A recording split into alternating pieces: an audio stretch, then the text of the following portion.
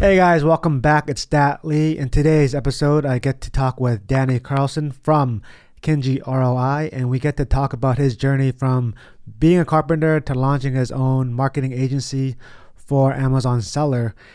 And we get to really discuss the last few years of his life, living in Canada, then moving to Bali full time, and everything in between. And make sure you subscribe for more videos with other entrepreneurs as I release them every week. And enjoy. All right, Danny, thank you for coming on. How are you doing? Good, man. Always a pleasure having these kind of conversations. You know what? I was actually just looking at the last time we spoke in person, and I had to go through my phone, and it was October 2018. 2018. Wow, time flies, man. It's been Because a I think minute. that's right before you left to Bali and stayed there for like this whole duration that you've been there. Yeah, I left actually on Halloween in 2018. So yeah, it's been 2 years since I left Canada. So how's it been living abroad for that long? Oh, good, man. Well, I mean, especially throughout this last year, throughout the whole COVID craziness, Bali was not really very closed or locked down. Like it was closed to people who were outside of Bali, but if you happen to be here the whole time, you could pretty much do what you want. So while most people have been in lockdown and kind of restricted what they can do around the world, we've just been doing like cool tourist stuff when all the tourists are gone out of Bali, and there's like big discounts on all the fun stuff to do around here because there's not as many people using stuff. So it's been pretty good, man. Are they pretty tight with like the restrictions and masks and everything? No, not really. It's like as tight as you get around here is there's probably someone at the front door of all the grocery stores making sure that you're wearing a mask, and maybe you will get your temperature checked. But like you can tell that none of those people like really give a shit anymore. They're just like, kind of like pointing it at your freaking wrist and then for 2 seconds and then like not even checking the monitor. And yeah, it's a different attitude over here for sure. So how long do you think you're gonna stick around there for? I got no plans to leave. I'm actually in the process of moving my residency over here from Canada to Indonesia. So that's, yeah, I'm going to commit to it. So you're gonna stay full time there, like when you move your residency, you're still Canadian, but you're just your primary like living space is there, or Yeah, it's really for tax reasons. So like if I get rid of my Canadian tax residency, you have to move your tax residency to another country. You can't just be a non-tax resident and not pay any taxes anywhere. Doesn't really work like that. So it has to be another country that you establish yourself as a tax resident, but you still maintain your Canadian citizenship. So the only restriction is that if I were to spend more than 2 months out of a year in Canada again, then I would become a tax resident again automatically. So, I mean, I don't really plan to spend more than 2 months out of any year in Canada. There's no reason I would really want to do that. So, yeah, and since I'm basing myself here in Indonesia, there's a lot of reasons why I would want to make myself a resident here because foreigners don't really have a whole lot of rights, and like I can't technically own a motorcycle. Like my motorcycles are technically owned by Indonesian people, and I just have the paperwork and stuff like that. So that's what I'm doing. super interesting. So how's your business going? Like I've been seeing just so many different things on like online about your business growing and all these different things that you guys have been just really grown the whole business these days. Yeah, yeah. So business has been going really good. Here in the background, if you're watching on video, the Kenji ROI. That's I guess we started this 4.5 years ago now. So been working on this business for a while, and it's been going really good. There's been lots of challenges throughout the first couple of years, but it's starting to be a mature business now that marketing that we've been working on for years and years is starting to work really well. Like SEO is one of those things that just takes a long time to really get up and running. But we've been doing that for 4 or 5 years, and our SEO is just cranking off. We got lots of traffic coming in every day from SEO.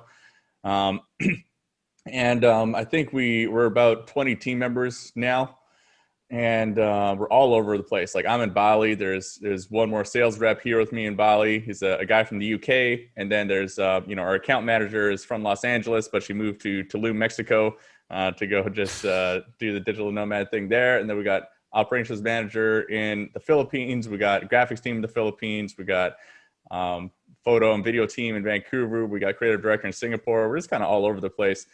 But the team culture is kind of built around that. It's just about being a remote company and just having the freedom to clock in when you want and be able to work from where you want, just within some really basic parameters. Yeah, I think like people really value lifestyle nowadays, and especially if you're someone that's able to get your tasks done and able to contribute to a business or a team. I think that's what it all comes down to, just being able to do your part and perform. And then like a lot more of these type of businesses are evolving now with all this COVID stuff, and even prior to that, so many companies and opportunities are just online now versus like way before back then, where you had to be like in the same city, you had to be in the same office to get anything done. Yeah, well, and so many companies up until COVID hit were operating just 100% like that. There is no such thing as remote work policies at a lot of these companies. They all had to be in an office. They had to hire from the local talent pool. So there's so many advantages to having a remote team. And one of them being your talent pool is now global. You don't have to restrict your talent pool to just the city of Vancouver, for example. So like I have friends who have built companies in Vancouver, and that's the way they decided to build their company. And they are so restricted. They can only hire Vancouver candidates. And it's great because they send me all of their candidates that they can't hire because they're not in Vancouver. So it's just so much easier to find a good person for a job. And not only that, but you can usually find someone with really, really good experience that you normally would have to pay more. And quite often, like a number of our top employees were making more money, like a significant chunk more money working for other companies. And then they just really valued having a remote job and having the freedom more than getting paid more money, right? They're working for like VaynerMedia or like some of these bigger companies that can just afford to pay them more. But they're like, no, I'd just rather have the freedom, and I'm willing to take a pay cut for that. Yeah, it's so true. People now, especially in this day and age, they really value that time freedom. That's like really up there on people's priorities as like a must-have in any work opportunity now. I wanted to ask you, like, if we were to rewind like 4 years, 5 years ago, what made you want to start this business, and what was the motivation behind it? Yeah, I mean, if we're totally honest here, it was out of necessity. So actually, when I started in Amazon, I didn't really start the agency when I started in Amazon. I was selling on Amazon my own products. And I was pretty new in business then. I had like some business experience with a production company it was never a full-time thing up until the very end. And then I kind of stopped doing that. But essentially, I was really aggressive in the beginning, and I launched my own products on Amazon. For the first 6 months was going really well, and it grew really fast. And then I got my first big challenge in business, which was my Amazon account got suspended right at the timing where I had just invested in, I think, 3 new products and a big consolidated C shipment of my best-selling product. And so like I was stretched all the way to the max with my capital. Like I'd taken out a loan from the Canadian government and stuff like that, and just like max it out. And then right at that point, the account got suspended. So that was just a really scary situation where, now Amazon is holding on to a payment like right at the end of one of their payment cycles. And, I got all this money maxed out on this loan. And it was just a real gut check. Like, wow, it's like, this is kind of a risky thing. And, right now, as it stands, I'm not making any money. There's no money coming in the door. And I have this money sitting on a loan. So at the time, I'd already been doing some kind of freelancing work. It wasn't really like an agency. It was just me doing some freelancing work, creating Amazon listings for other sellers that I knew. Just made a good little bit of side cash. But at that time, I was faced with the decision, do I just go back to get another carpentry job and just go pay off this debt that I have and be able to pay my bills? Or do I try to make something out of this agency and try to build that into an income stream? And it just seemed like a big waste of the previous year of my life, putting in all this work and, money invested in courses and everything like that to learn the whole Amazon thing. It just seemed like such a waste to me to go back to carpentry and just throw it all in the toilet. So at the time, I just made the decision to really jump in and put all my energy into growing Kenji ROI into a legitimate business, and just put all my energy into that. So how after the account got suspended, were you able to get it back, or was it completely gone? That account was completely gone. That one's still suspended. But what I was able to do was get a secondary account set up. And just essentially, it did cost a lot of money to, removal of inventory and all that kind of stuff. But like, at least I wasn't totally screwed with all of the inventory that was sitting in that account and just like everything being totally screwed. I was able to at least salvage a lot of that cash that was invested in that business. So then afterwards, did you sell off all the remaining inventory and just kind of shut that down, or did you grow it for a little longer and then parlayed the agency side? Yeah, that one I ended up growing for a little bit longer, and then it ended up selling. Like the way I dealt with it is I partnered with someone else who had an account, and then I ended up actually selling the my part of the business to that partner so I could focus more on the agency. Well, that's a great way to solve the problem, right? Like partner up with someone, like know that you already have something that's selling, help that person out, get the feet wet, and then giving yourself a good place to get out gracefully. Yeah, and there's nothing wrong with that as far as Amazon terms of service goes either, guys. So like it's a good idea to at least have that as a backup. Someone else who is an Amazon seller who, in the case where your account gets totally suspended or something goes terribly wrong, you can at least have them selling your product so that your BSR is not tanking, your rankings don't just totally get screwed while you're out of stock on Amazon because it's suspended. Maybe you're going to lose some profit margin because you're going to have to give them some financial incentive to do so, obviously. But there's totally nothing wrong with that as far as Amazon terms of service goes. And then if you have that set up in advance, then you're a little bit protected in the case where that does happen. I wanted to ask you, because you mentioned it earlier. So how did you go from Carpentry to Amazon? What was the in-between like? Oh yeah. So, I mean, that's kind of a crazy story, really. So like, as I was a carpenter for a total of 6 years, straight out of high school. Actually, while I was still in high school, I kind of skipped the second half of my year of high school to go to Carpentry college. But it was a terrible job. Like, you're just outside in the rain in Vancouver half the year. And it's just, it's not fun to be, it sounds cool to be working with your hands, but it's a tough way to make a living. And you're kind of surrounded by rough people who are smokers and heavy drinkers and that kind of stuff. It's just not so fun. So I at the time, my main motivation for working carpentry was traveling and doing longboard racing around the world. So I was, for the most part, semi-professional longboarder. I would spend like half the year traveling to different countries and competing in longboard races, making longboard videos and everything like that. And actually towards the end of that, I was able to take a full time and just do only longboarding and traveling, which was turned out to be my dream. But kind of two things happened with that right at the end, like right within the first couple months actually of making it full time with the longboarding thing. One, I had a near-death experience when I was racing in the Philippines. Just really forced me to rethink that entire life direction. Like, do I really want to be a professional downhill skateboarder? I was on an island in the Philippines, and it was supposed to be a closed road race, but in the Philippines, they don't do the best job of closing the roads. And there's a motorcycle coming up the track, and this motorcycle ended up swerving right in front of me when I was going maybe 60, 70 kilometers an hour, and then they were going maybe 50 kilometers an hour the other direction. So would have been probably a fatal collision if we did collide. I had to actually dive off my board to avoid the collision last minute. And, this island too was like at least 12 hours away from a real hospital. Like we'd have to go to the ferry and take a ferry into the like actual city. And it just would have been not a good situation at all.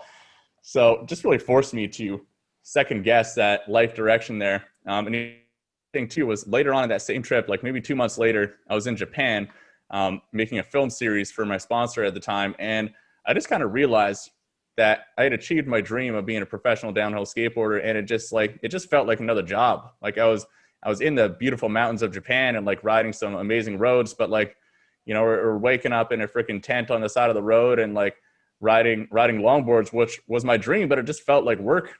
It very quickly, almost immediately felt like the same as my carpentry job. So I kind of had the realization that I had killed my passion for longboarding by trying to monetize it. And it was a very non-lucrative passion at that. So I kind of just really shifted my perspective. It's like, okay, maybe following your passion is not the way to go. Maybe it's just better to do something that can actually make a lot more money. And then I can afford to do all these things that I'm passionate about on my own terms. And I mean, that's been working a lot better for me. So, like, how long did you stay a professional downhill skateboarder for? I mean, I was semi-professional for maybe like 3 years. Just like I'd still have to fund a lot of it with my carpentry, Hmm. and then I was professional for, I mean, really only about 6 months. Where I was like fully professional, and just like within that 6 month period, I just decided that like it was just not what I wanted to continue. I could see it being a pretty tough job too, like traveling all because a lot of people think traveling is like such a sexy word when it's connected to a job. But when you're forced to travel, like not on your own terms, on someone else's whim, to do things that like you kind of want to do, it's not that fun. I think a big thing for me, like relating to that, was when I was in university. I had this crazy idea that like if I got a job that I'm able to travel all the time, that would be like the coolest thing ever.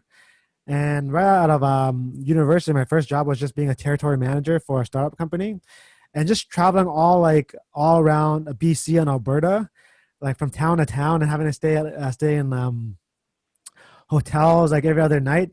It's not that fun a lot of times. Like it sounds cool, it sounds like super dope, but it's actually pretty lonely. You don't really have like that great of a lifestyle, really. Yeah, no, and that was absolutely true in the longboarding sense as well. Like some parts of the traveling were really great, but other parts were just super exhausting. And even now, like I don't really like traveling that much. Like if I'm traveling somewhere, I just want to go somewhere for like a good chunk of time. Instead of when I was longboarding, I would never stay in a place for longer than 1 week, mostly just one weekend, and then we travel to the next place for the next race. And that's just like really exhausting. Um, and and certainly in the longboarding thing, it just, there were situations that were like really scary too. Like I really love the adrenaline rush and the thrill and everything, but like one example is I was in Japan and there was this one crazy feature that we had to ride. It was this spiral bridge. So it was like this giant bridge, like 100 feet off the ground, that like did a 720-degree spiral down, kind of like a parkade, but it's Mhm. in the middle of a highway. And we had just like really hyped up this feature, like we're gonna go find this thing, we're gonna skate it, and it was like it was on our contract for the video we had to do. But then we show up there, and there was like, it was sketchy, like a lot of traffic all over it, and there was like police going by like quite a bit, which the police in Japan aren't super good on longboarding. And so we decided that we had to wake up at 3 in the morning, and like that was our only chance to skate it at 3 in the morning. And even at 3 in the morning, there was traffic on it, so like we're like, okay, maybe we only have one shot to film this thing, and so we just got to send it as hard as we can in front of the camera at 3 in the morning. And that was like a scary experience, right? Like I love the adrenaline rush and everything, but that was certainly like past my level of comfort zone of what I would be doing if there wasn't a fucking film contract sitting there like forcing me to do it, So little things like that are just it really can take the fun out of your passion. Do you still longboard nowadays, or? Uh, not these days. But the only reason is because in Bali, there's not really anyone that does it. There's some really great roads for it here, but I've shifted that over to riding motorcycles here because it's a really big motorcycle community in Bali. Like all the boys in Indonesia grow up riding motorcycles and like are MotoGP fans and stuff. So it's very similar to longboarding, but just with an engine on it. So what kind of bike are you riding right now? I have a Ducati 848, so it's plenty fast, 848 cc engine, and yeah, really fun for ripping through the corners and just getting around. So is that your main way to like get around, just the motorbike, or do they have like Uber and stuff like there as well, or? Yeah, I mean, I always prefer to get around on the motorbike because it's much faster. But they do have a version of Uber out here called Gojek, which is great. You can do whatever you want on Gojek, from a car or on the back of a scooter, ordering food, or you can even order like a massage or someone to come wash your motorbike, or go send. Like you can just get someone to like, I have something I have to send across the city. Then it's super, super cheap too. Like usually it's about like $1 Canadian. If you needed to go from like the airport to my house, which was like maybe an hour, then it's going to cost you like $8 or something like that. So it's really quite reasonable. So is the area you're in, like, is there a lot of online entrepreneurs as well? Like a big community at Yeah, all? Yeah, that's the place I'm based is called Changu, and that's where most of the online entrepreneurs are. There's a lot of different co-working spaces. There's maybe 8 of them within Changu. And the one I go to is full all the time of people from around the world, lots from Europe, lots from Canada, United States, or various places that they either just work remote jobs or they are freelancers or they have businesses. A really good mix of people just doing really cool, interesting things. Yeah, I could see like why people want to, live in Bali, enjoy like the weather, enjoy the culture, like also having other entrepreneurs around and bounce ideas off. Um, when you started your Amazon journey, were you just doing your own research or did you take a course or anything like that to get your feet wet? Yeah, when I started out, I took a few different courses. I think it was Startup Bros by Will. Yeah, what's Will's last name? Will from Startup Bros. And there was another guy, some Canadian guy, who ended up taking his course as well. Just one of these small, like little $100 ones. But other than that, like so many podcasts. Because for the first 6 or 8 months, while I was getting the Amazon thing figured out, I went back to work as a carpenter part time. So during those hours as a carpenter, I was listening to podcasts on 2x speed in my headphones like all the time. So like on average, I think I was consuming like maybe 8 hours a day of Amazon podcast material, if you count the 2x speed there. So that definitely helped a lot. So like what would you recommend, Danny, for anyone that's like thinking about starting a business online because they lost their job because of COVID or they just want to try something new? Like from what you've experienced in the last 4 years growing your business, like what would you say to them that would be one of the biggest challenge of starting an online business? Yeah, I mean, one of the biggest challenges is how do I word this? I think really believing that it's possible is the biggest one. So like there's so many situations that can go wrong that it's very easy to just fall into the mindset of scarcity and just like being very risk averse. But I mean, the reality of any kind of business, not just an online business, but I mean, especially in a lot of online businesses, is that things can be very risky. And in the beginning, when you're just starting out, you are not necessarily going to know how to mitigate those risks, or maybe it's not even possible to mitigate those risks because you're a brand new business, and you just kind of have to go through the gauntlet a little bit in order to get it figured out. But what I see so often with brand new entrepreneurs is they're spending an inordinate amount of their energy on scarcity, on just like trying to stop bad things from happening. And that's a surefire way to make sure your business will not grow, or to make it grow at a much slower rate than is possible, right? If you're just like, so one example of that, a common example is like people are so scared of getting sued, right? And so like they spend all this time researching, lawyers, and like they like make sure they get a lawyer in place, and like, liability insurance and stuff like that. And that's all important, but it's absolutely not important if you're not making any freaking money yet. Like the chances of anybody suing you when you're selling 50 units a month is so small that it's a complete waste of your energy to be spending on stuff like that.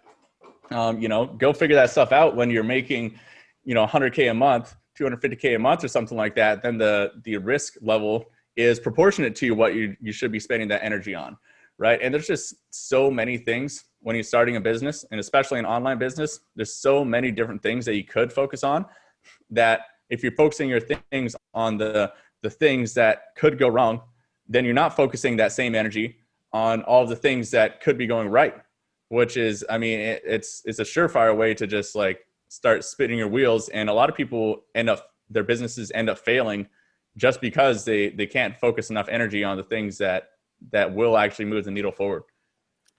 I also see a lot of people quitting too soon after they get like a little bit of into like a mini roadblock or a few speed bumps.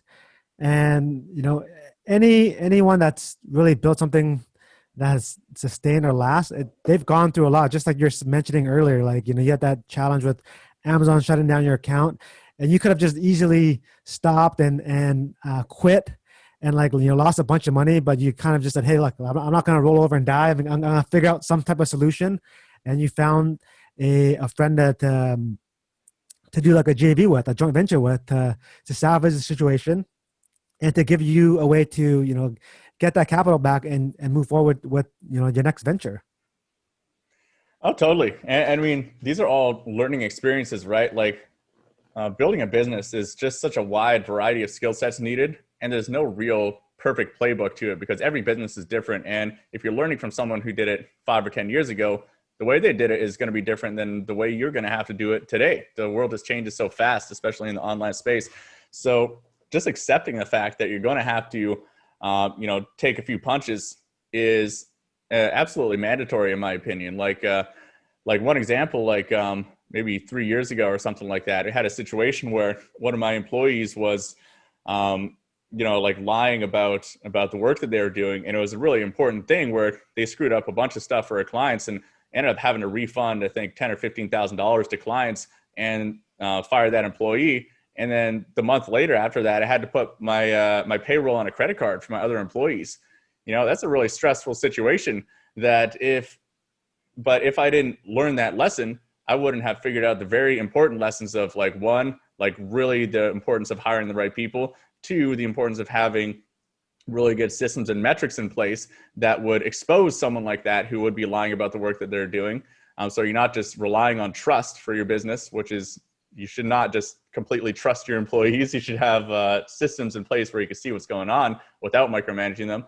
And those kind of lessons are so important to learn. And you're just not going to know these things getting into business. And like most of the business books will not tell you these kind of things either. They're focused on like mindset and other kind of things, or maybe one business book is focused on like such a narrow little piece of skill set that is important, but you're just not going to know all these things without taking a few punches. So it's super important. I think like for any entrepreneur, if you can solve problems and stay calm, eventually things will work out. I think being calm and remaining somewhat positive, even in the face of a lot of fires, it's important because most things can be resolved. Yeah. As long as you have the mindset that you will figure it out and you will get through it, you can get through pretty much any situation, right? There's very few situations where, I mean, unless you're being super, super aggressive or you're doing something illegal, there's very few situations where you cannot play again, where you have to fold the company and you have to go into bankruptcy or something like that.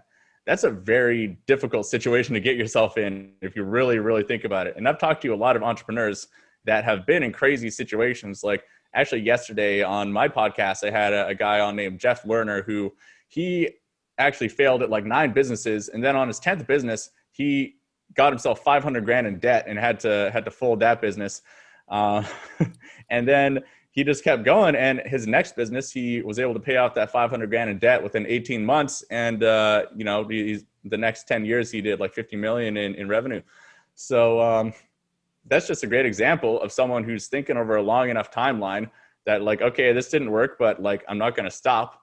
I'm just going to keep going. And even though he got himself in $500,000 in debt, which most people would just like fold and like be like, screw this, like I'm totally screwed now. He just kept going, and he was able to get himself out of $500,000 in debt in less than 2 years. And honestly, only being an entrepreneur can you do that. Like you can never get into like a huge debt and pay it off by working at a job or relying on someone else to help you. Like being an entrepreneur is the only way to create something of enough value that people want to spend money and buy your product or service that will give you like that cash flow to come back and continue. Oh, totally. You got to think about that. Even at a low 6-figure salary, if you manage to allocate half your income to paying off the, $500,000 debt, it's still going to take you 10 years, right? It's just like not an option.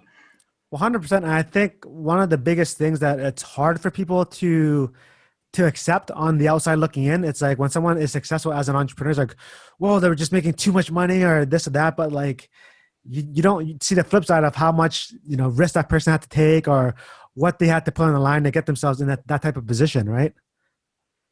Yeah, absolutely. And I mean, there's something to be said about putting yourself in the fire and just like really putting yourself in a situation where you have to make it work. Like Jeff had to make it work, right? Like he was never going to pay off that debt from just going back to working a 9-to-5 job.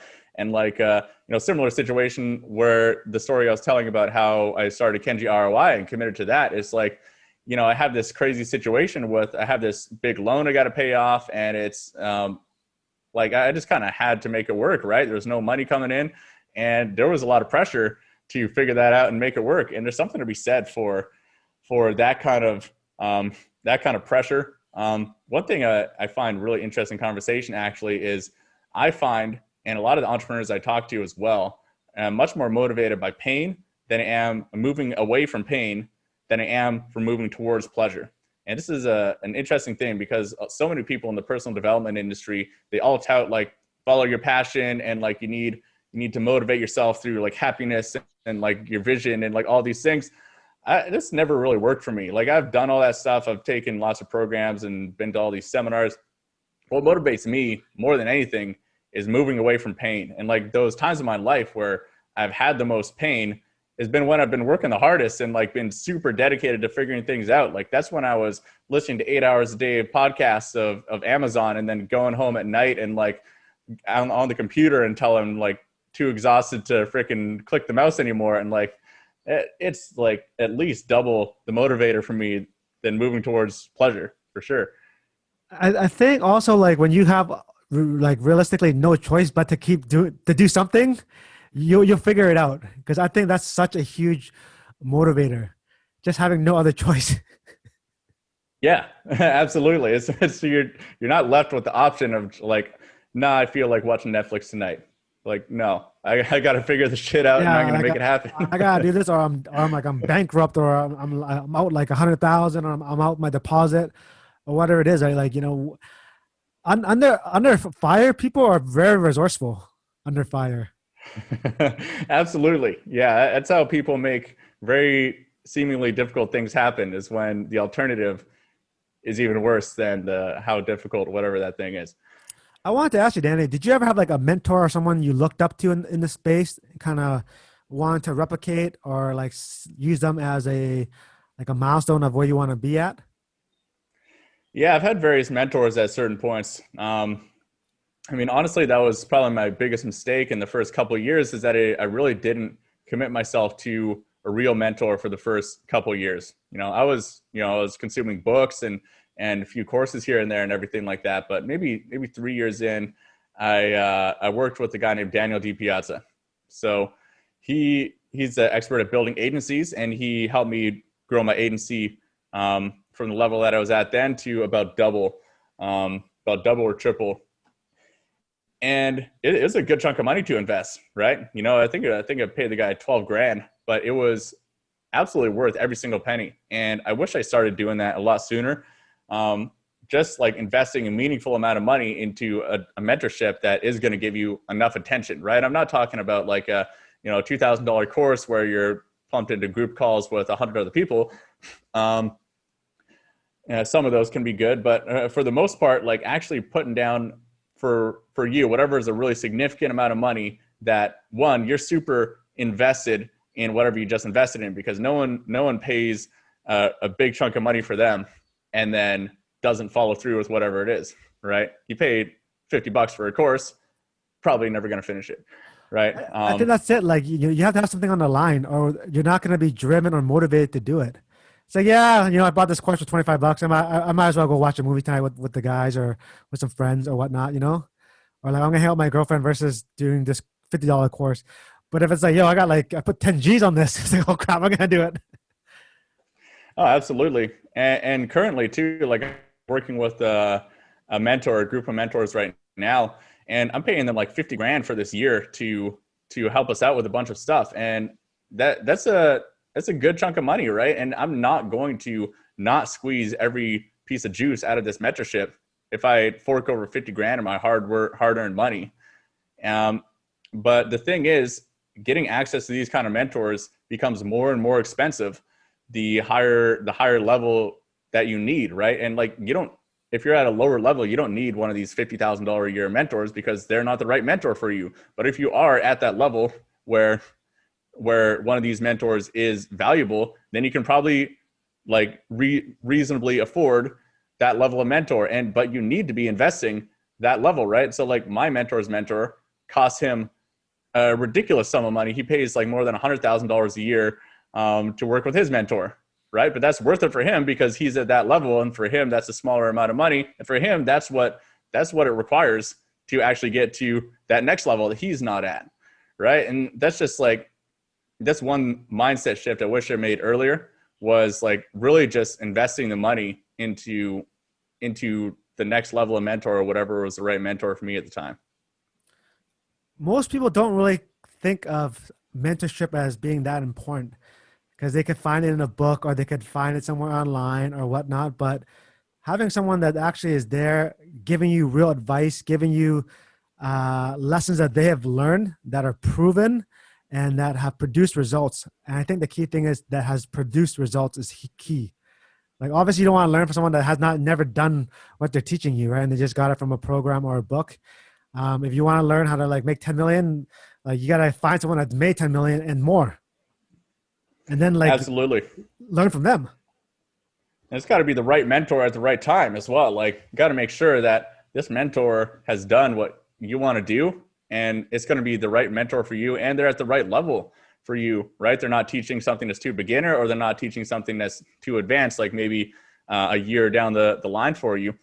And you got to think of it like the bigger your business becomes, the bigger value time has in general, right? So like, let's say that you paid someone $50,000, but your business is already making $100,000 a month, and reasonably you can expect that this person, if you're working with them, they could pretty easily within 2 months increase your revenue to $150,000 a month.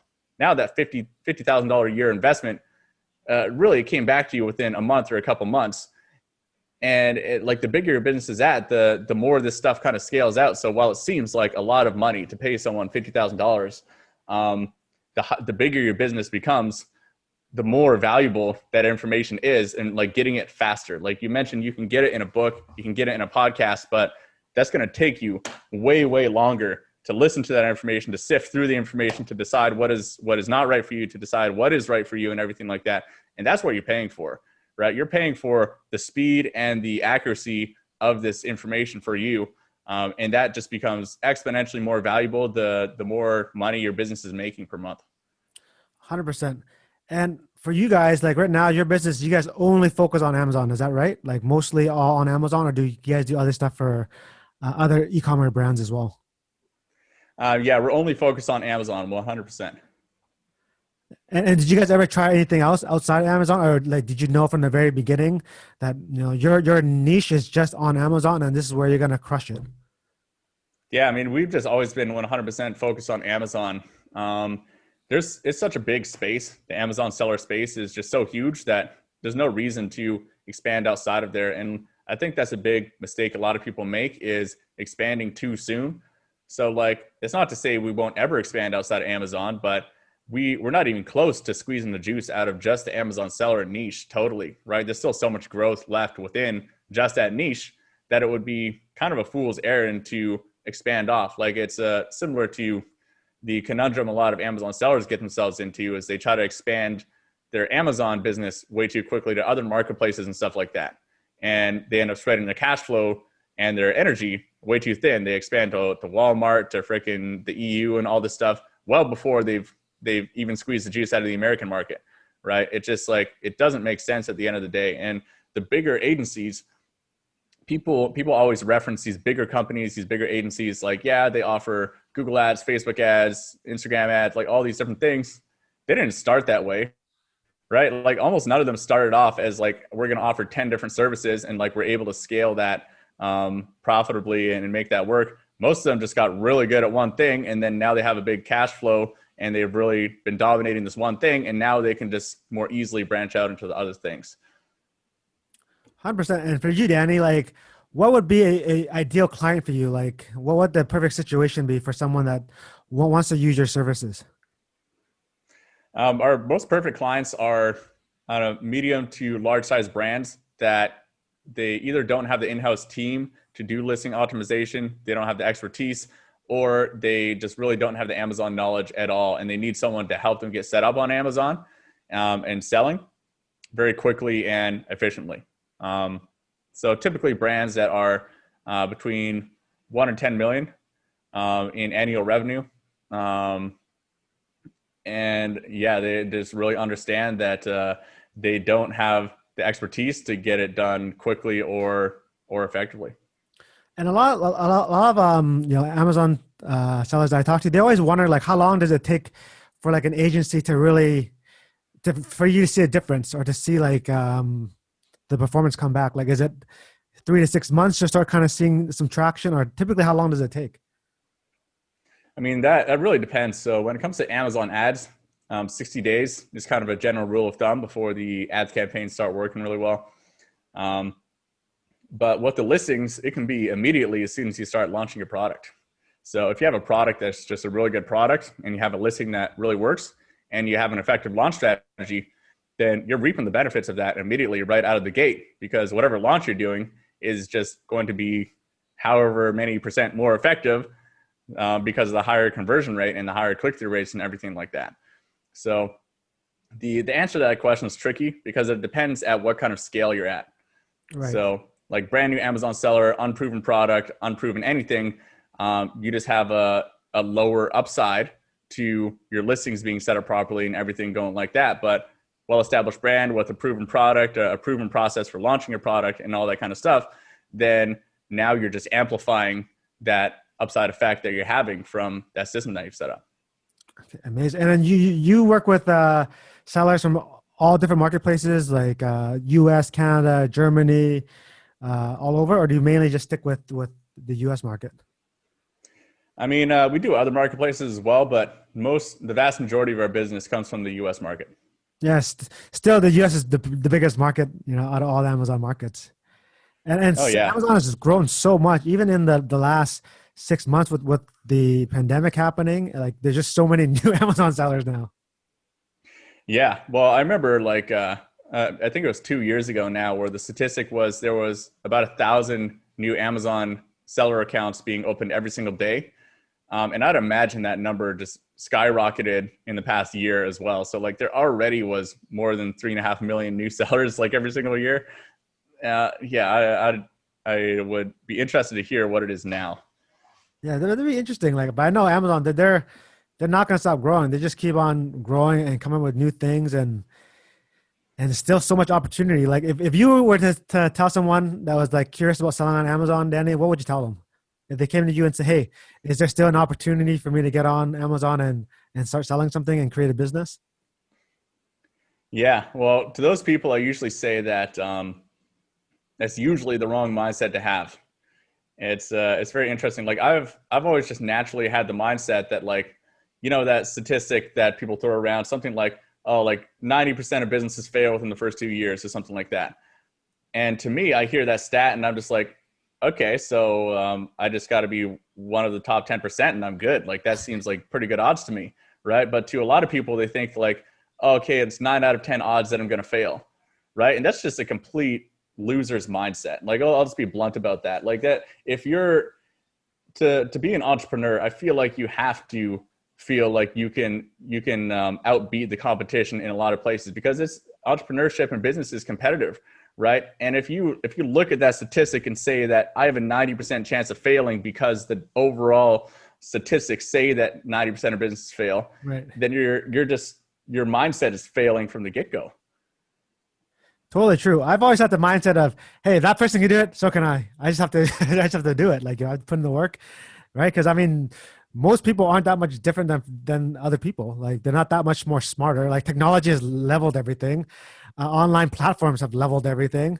So it really comes down to the amount of work and your level of effort that you're willing to put in, and a little bit of capital that you have to save up to get started. But other than that, everything's pretty level, to be honest. Oh, totally.